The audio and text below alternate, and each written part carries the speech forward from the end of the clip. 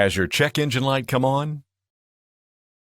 It could be the mass airflow sensor, which measures how much air enters your engine and adjusts the air-fuel mixture.